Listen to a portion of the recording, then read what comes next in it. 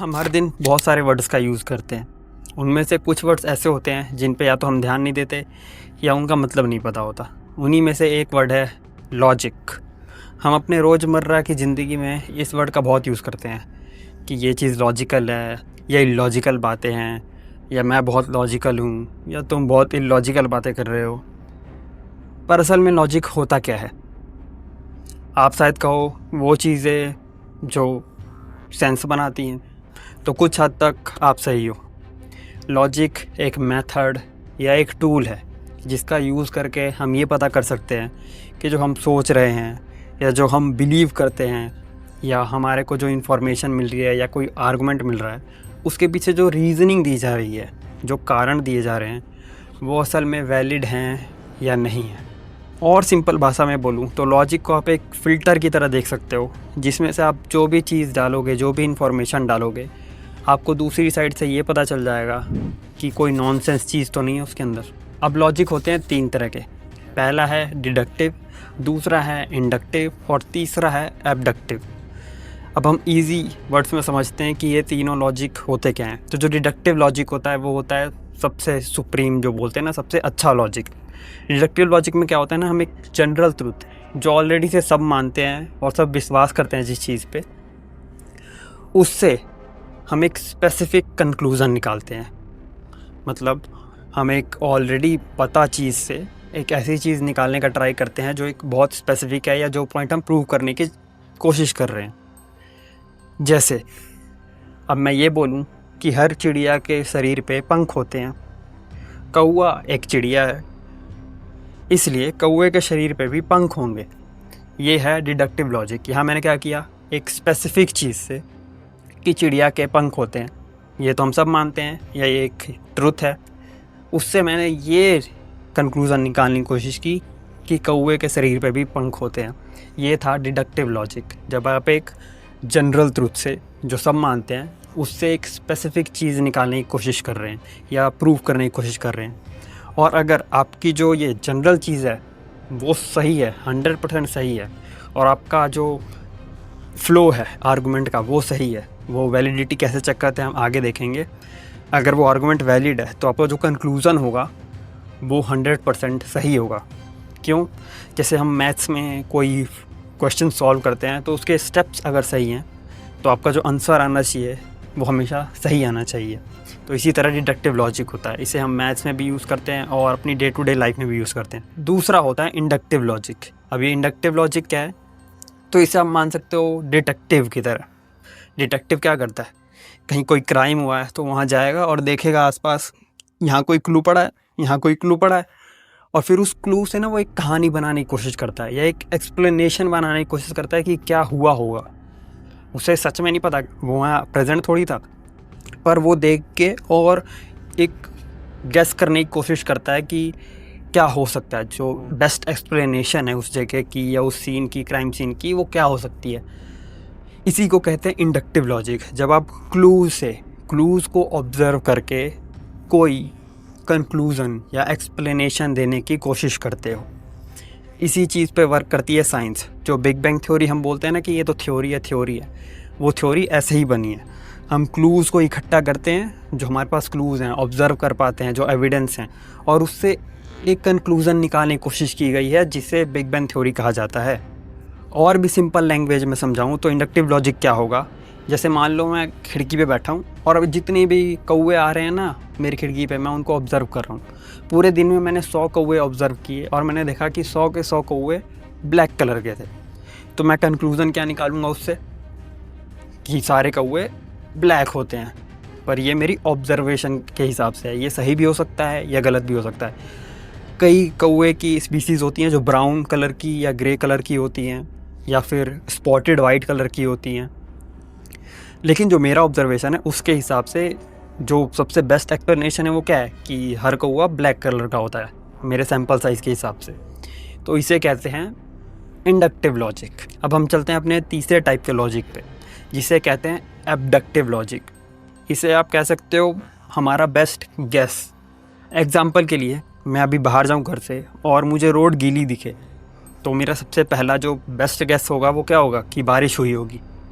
पर ये 100% श्योर नहीं है, ये बस मेरा बेस्ट गेस है। क्या क्या हो सकता है, कोई टैंकर पानी गिरा के चला गया हो, या रोड की सफाई हुई हो, या फिर हो सकता है किसी का पाइप लीकेज हो गया हो, या फिर सीवर लाइन से पानी बाहर आ गया हो। ये सारी चीज़ें हो सकती हैं, पर मेरा बेस्ट गेस, पहला गेस क्या होगा कि बारिश हुई होगी। अब आप सोचोगे लॉजिक यूज़ कहाँ होता है, तो ये लॉजिक यूज़ होता है डॉक्टर्स के पास। जब आप जाते हो डॉक्टर के पास तो उनको रिज़ल्ट ऑलरेडी पता होता है कि आपको क्या सिम्टम्स हो रहे हैं, बुखार है, या कोई उल्टी हो रही है, या फिर आपका पेट दर्द हो रहा है, या सिर दर्द हो रहा है, या आपको जुकाम है। अब उस सिम्टम्स के हिसाब से वो एक बेस्ट गेस करके एक बीमारी निकालता है और उसके हिसाब से आपको दवाइयाँ देता है, क्योंकि सेम सिम्टम्स के बहुत सारी बीमारियाँ हो सकती हैं, टाइफाइड, या फिर निमोनिया, या फिर टीबी, या फिर नॉर्मल वायरल फीवर, या कोरोना वायरस। इन सब के लगभग सिम्टम्स सेम होते हैं। तो वो क्या करेगा, सबसे पहले आपको किस चीज़ की दवाई देगा, वायरल की, क्योंकि वो सबसे कॉमन है, सबसे जल्दी वायरल कोल्ड लगता है लोगों को, या वायरल इन्फेक्शन होता है।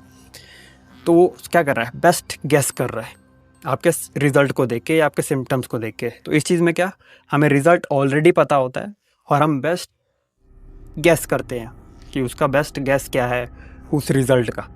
तो हमें तीनों तरह के लॉजिक के बारे में पता चल गया, डिडक्टिव, इंडक्टिव और एबडक्टिव। लेकिन हम जो लॉजिक नॉर्मली यूज़ करते हैं डे टू डे लाइफ में, आर्गूमेंट्स के लिए, डिबेट्स के लिए, या कोई पॉइंट प्रूव करने के लिए, वो होता है डिडक्टिव लॉजिक। और डिडक्टिव लॉजिक को ही वैलिड और साउंड प्रूव किया जा सकता है, मतलब लॉजिकल प्रूव किया जा सकता है। अब आप बोलोगे ये वैलिड और साउंड क्या होता है, तो ये दो मापदंड मान सकते हो या कैरेक्टरिस्टिक्स मान सकते हो आप किसी चीज़ को, किसी लॉजिक को, किसी आर्गूमेंट को लॉजिकल साबित करने के लिए। पर इन दोनों चीज़ों पे बात करें उससे पहले हमें ये जानना पड़ेगा कि एक आर्गूमेंट क्या होता है, क्योंकि हम जो ये लॉजिक अप्लाई करते हैं ये आर्गूमेंट भी तो करते हैं ना। तो आर्गूमेंट क्या होता है, आर्गूमेंट कुछ नहीं है, 3-4 या जितनी भी स्टेटमेंट्स होती हैं लाइन वाइज, और उसमें से कुछ स्टेटमेंट होती हैं प्रीमाइज और कुछ स्टेटमेंट होती हैं कंक्लूज़न। प्रीमाइज क्या होता है, प्रीमाइज को आप एक घर के फाउंडेशन की तरह मान सकते हो जिस पे घर बना हुआ है, और कंक्लूज़न क्या होता है, छत। तो अगर आपका प्रीमाइज कमज़ोर, मतलब आपका फाउंडेशन कमज़ोर है, तो आपका जो आर्गूमेंट है वही कमज़ोर हो जाएगा और आपकी छत नीचे, ठीक है। तो मतलब आपका कंक्लूज़न बेकार। तो आपके प्रीमाइज को सही होना पड़ेगा आपके कंक्लूज़न को सही होने के लिए, ठीक है। प्रीमाइज वो है जिससे हम आर्गूमेंट की शुरुआत करते हैं, और कंक्लूज़न जिससे हम एंड करते हैं। जैसे मैंने अभी बोला था कि हर बर्ड के ऊपर पंख होते हैं, कौवा भी एक बर्ड है और इसलिए उसके शरीर पे भी पंख होंगे। तो मैंने ख़त्म किससे किया, उसके शरीर पे भी पंख होंगे, ये है कंक्लूज़न। और मेरा प्रीमाइज क्या था कि हर चिड़िया या हर बर्ड के ऊपर पंख होते हैं और कौवा एक बर्ड है। ये दोनों मेरे प्रीमाइज थे और मेरा कंक्लूज़न था जो मैंने अभी बताया। तो अगर हम ये समझ गए कि प्रीमाइज और कंक्लूज़न क्या होता है, तो अब हम ये पता करेंगे कि कोई आर्गूमेंट कब वैलिड होगा और कब साउंड होगा। वैलिड क्या है, वैलिड कुछ नहीं है, वैलिड है एक स्ट्रक्चर ऑफ आर्गूमेंट, कि आपने जो स्ट्रक्चर रखा है ना आर्गूमेंट का, वो फ्लो करता है या नहीं। मतलब जो कंक्लूज़न आप निकाल रहे हो ये प्रीमाइज से, ये इससे निकल भी रहा है या नहीं। कहीं आप बोल रहे हो कि मेरा कुत्ता बिल्ली है और चिड़िया के शरीर पे पंख होते हैं इसलिए भगवान एग्जिस्ट करते हैं, ये कोई फ्लो नहीं कर रहा ना ये आर्गूमेंट। तो जो हमारा प्रीमाइज है, अगर उससे कंक्लूज़न निकल रहा है तो वो आर्गूमेंट वैलिड है, भले ही प्रीमाइज सही है या नहीं। जैसे मैं अगर बोलूँ कि मछली उड़ती है, ठीक है, और नीमो जिसने मूवी देखी होगी उसको पता होगा नीमो एक मछली है, इसलिए नीमो भी उड़ सकती है। अब ये बताओ ये आर्गूमेंट वैलिड है या नहीं। असल में ये आर्गूमेंट एक वैलिड आर्गूमेंट है। क्यों? क्योंकि इसका जो कंक्लूज़न है वो प्रीमाइज को फॉलो कर रहा है। पर कोई आर्गूमेंट वैलिड हो इसका मतलब ये नहीं है कि वो सच हो, हमें वो आर्गूमेंट को साउंड प्रूव करना पड़ता है। अब साउंड क्या होता है, साउंड ये है जब हमने ये प्रूव कर दिया कि ये आर्गूमेंट वैलिड है, तो अब हमें क्या करना है ना, जो दो प्रीमाइज हैं, हमने प्रीमाइज माने थे जो, उसको अब सही साबित करना है। अगर वो दोनों सही हुए तो ये आर्गूमेंट फिर बिल्कुल ही लॉजिकल हो जाएगा। तो हम पहले आर्गूमेंट को देखते हैं कि सारी मछलियाँ उड़ती हैं। यहीं पे हमारा आर्गूमेंट गलत साबित हो गया, क्योंकि जो पहला प्रीमाइज है वही गलत है। तो हम ये पता चल गया कि वैलिड और साउंड क्या होता है। वैलिड क्या है, कि जो कंक्लूज़न है वो प्रीमाइज़ को फॉलो कर रहा है या नहीं, मतलब उसी से निकल रहा है या नहीं। और दूसरा है साउंड, कि वो प्रीमाइज़ भी सही हैं या नहीं। अगर प्रीमाइज़ सही है और कंक्लूज़न जो है वो उस प्रीमाइज़ से निकल रहा है तो उसे सही होना ही पड़ेगा। ये हमने कहाँ देखा था? डिडक्टिव आर्गूमेंट में। तो एक ऐसे आर्गूमेंट का एग्जांपल लेते हैं जो वैलिड भी है और साउंड भी है। तो एग्जांपल के लिए, हर इंसान एक ना एक दिन मरता है। मैं एक इंसान हूँ, इसलिए मैं भी एक दिन मरूँगा। ये एक वैलिड और साउंड आर्गूमेंट है। कैसे? जो दोनों प्रीमाइज़ हैं उसी से कंक्लूज़न निकल रहा है, मैं एक इंसान हूँ और हर इंसान एक दिन मरता है। इससे हम ये पता लगा सकते हैं ना कि मैं एक इंसान हूँ और इंसान एक दिन मरता है, तो ये तीनों चीज़ें फॉलो कर रही हैं। इसीलिए जो कंक्लूज़न है वो प्रीमाइज़ को फॉलो कर रहा है और एक वैलिड स्ट्रक्चर है। अब क्या पहला प्रीमाइज़ सही है कि हर इंसान एक दिन मरता है? तो हाँ, सही है। दूसरा कि मैं एक इंसान हूँ, क्या ये सही है? हाँ, सही है। तो तीसरा जो कंक्लूज़न है वो खुद ही फॉलो करेगा उसको, और इसलिए ये बन गया एक लॉजिकल आर्गूमेंट। तो हमें पता चल गया कि एक आर्गूमेंट लॉजिकल कब होता है? जब वो वैलिड भी हो और वो साउंड भी हो। पर जब इसी स्ट्रक्चर को, कि वैलिड और साउंड आर्गूमेंट को, कोई इंसान फॉलो नहीं करता तो वो क्रिएट करता है लॉजिकल फैलेसीज़। तो हम अब बात करेंगे कुछ लॉजिकल फैलेसीज़ के बारे में। लॉजिकल फैलेसीज़ क्या हैं? जो लॉजिकल स्ट्रक्चर को फॉलो नहीं करती या लॉजिकली सेंस नहीं बनाती। और हम लॉजिकल फैलेसीज़ को देखने की कोशिश करेंगे प्रीमाइस और कंक्लूज़न के चश्मे से। हम सिर्फ कुछ लॉजिकल फैलेसीज़ देखेंगे। अगर आपको बाकी सारे के बारे में भी जानना है तो आप बोल सकते हो, मैं वीडियो बना दूंगा, पर ये वीडियो बहुत ज़्यादा लंबी हो जाएगी, इसलिए हम सिर्फ कुछ लॉजिकल फैलेसीज़ के बारे में बात करेंगे। सबसे ज़्यादा यूज़ होने वाली लॉजिकल फैलेसी है एड होमिनेम, जिसे ये भी बोलते हैं अगेंस्ट द मैन। अब इसमें क्या होता है ना कि जब हम कोई डिबेट कर रहे होते हैं या कोई आर्गूमेंट एक्सचेंज कर रहे होते हैं तो हमें क्या करना होता है? सामने वाले के आर्गूमेंट पे रिप्लाई देना होता है। पर यहाँ पर आपने जो कंक्लूज़न प्रेजेंट किया है अपने प्रीमाइस से, उसको रिप्लाई देने की बजाय मैं एक अलग ही चीज़ बना देता हूँ, एक अलग ही आर्गूमेंट बना देता हूँ जो कि आपको टारगेट कर रहा हो। फॉर एग्ज़ाम्पल, अगर मैं आपको सजेस्ट कर रहा हूँ कि हर इंसान को अपने बॉडी वेट के हिसाब से पर केजी पे 2 ग्राम प्रोटीन लेना चाहिए एक हेल्दी लाइफस्टाइल के लिए, और सामने से आप क्या आर्गूमेंट देते हो कि तू हमें सिखाएगा हेल्दी लाइफस्टाइल कैसे होती है, खुद की बॉडी देखना। भले ही मैं एक सर्टिफाइड पर्सनल ट्रेनर हूँ, पर आपने मेरे आर्गूमेंट को रिप्लाई देने के बजाय मुझे पर्सनली अटैक किया। इसका ना मेरे प्रीमाइस से कुछ लेने देना था, ना मेरे कंक्लूज़न से। आपने बस मुझे अटैक किया क्योंकि आपके पास मेरे आर्गूमेंट का रिप्लाई देने के लिए कोई फैक्ट या कोई आर्गूमेंट नहीं था। इस फैलेसी का यूज़ होते हुए आप हर दिन देखते होंगे, अगर कोई गवर्नमेंट के खिलाफ बोलता है तो उसे एंटी नेशनल करार दिया जाता है, या कोई अंधविश्वास के खिलाफ बोलता है तो उसे एंटी रिलीजन बोल दिया जाता है। दूसरा है स्ट्रॉमैन आर्गूमेंट। यहाँ क्या होता है कि आपने बहुत सोच समझ के एक प्रीमाइस दिया, उसका कंक्लूज़न दिया, बहुत लॉजिकल आर्गूमेंट दिया, पर मैं क्या करूँगा, उसको तोड़ मड़ोड़ के और मिस रिप्रेजेंट करके उसका रिप्लाई दूँगा। और भी सिंपल बताऊँ तो मान लो आपने बहुत ज़्यादा सोच समझ के कोई रिप्लाई दिया है और मैं सोच नहीं पा रहा कि उसका मैं रिप्लाई क्या दूँ, तो मैं क्या करूँगा ना कि मैं उसको इस तरह से मॉडिफाई करूँगा ना कि वो ईजी हो जाए मेरे को रिप्लाई देने के लिए। जैसे अगर आप बोलो कि ये जो गली में आवारा कुत्ते घूमते हैं जिनको रेबीज़ हो जाता है, ये बच्चों को काट लेते हैं, इनको या तो कहीं शेल्टर में डाल देना चाहिए या फिर कहीं और शिफ्ट कर देना चाहिए, तो मैं क्या बोलूँगा, अरे ये तो जानवर के खिलाफ़ है, ये तो इसको तो जानवर से प्रेम ही नहीं है। मैंने क्या किया, आपने बस स्पेसिफिक केस के बारे में बात करी थी, पर मैंने आपको पूरे एक ग्रुप के ख़िलाफ़ बता दिया। ये मेरे लिए इजी हो जाएगा अटैक करना कि ये तो जानवर के खिलाफ़ बोलता रहता, ये तो अगेंस्ट है एनिमल के। तो असल में आप क्या कर रहे हो, एक फेक अपोनेंट क्रिएट कर रहे हो। वो आर्गूमेंट वो नहीं था जो सामने वाले ने दिया था, आपने एक फेक अपोनेंट बनाया और उसके आर्गूमेंट पे आप टारगेट कर रहे हो। तीसरा है अपील टू अथॉरिटी।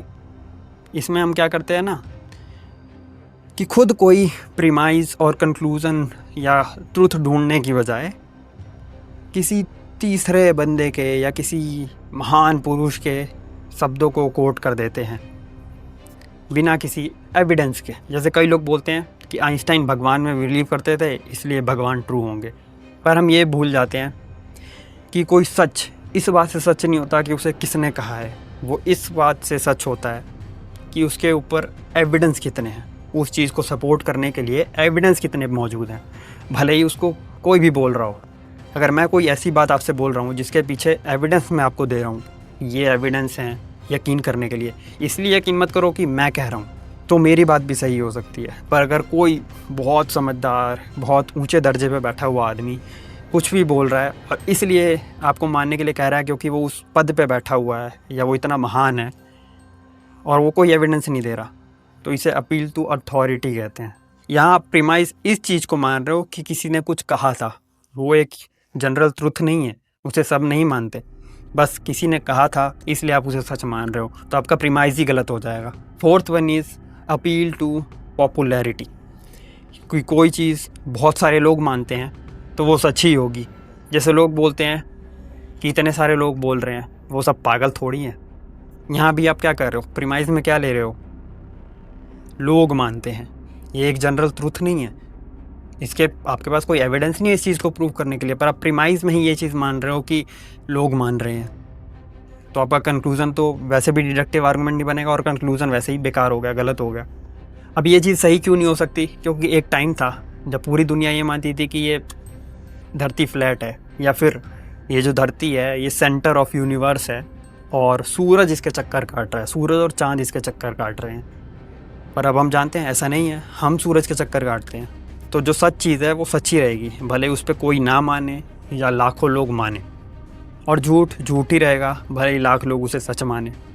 तो मुझे लगता है इतने से आपको समझ आ गया होगा कि लॉजिकल फैलेसीज़, भले ही आपको नाम ना पता चले, पर आपको इतना पता चल जाएगा कि कोई जो आर्गूमेंट दे रहा है वो लॉजिकल है भी या नहीं, वो आपके प्रीमाइस को या कंक्लूज़न को टारगेट कर रहा है या फिर वो कुछ भी बोले जा रहा है सामने से। वैसे तो बहुत सारी लॉजिकल फैलेसीज़ हैं, पर ये वीडियो बहुत लंबी हो जाएगी। मैंने बस आपको एक्सप्लेन करने के लिए दिया कि लॉजिक से हम कैसे पता करते हैं कि कोई आर्गूमेंट जो सामने वाला दे रहा है या आप भी जो दे रहे हो वो लॉजिकल है या नहीं है। तो अगर आपको और भी ऐसी ही वीडियोस देखनी है जिनमें और ऐसे डिफरेंट पर्सपेक्टिव और टॉपिक्स हों, तो आप इस चैनल को सब्सक्राइब कर लो। कमेंट कर सकते हो आप आगे कौन सी वीडियो देखना चाहोगे या किस टॉपिक पर वीडियो देखना चाहोगे।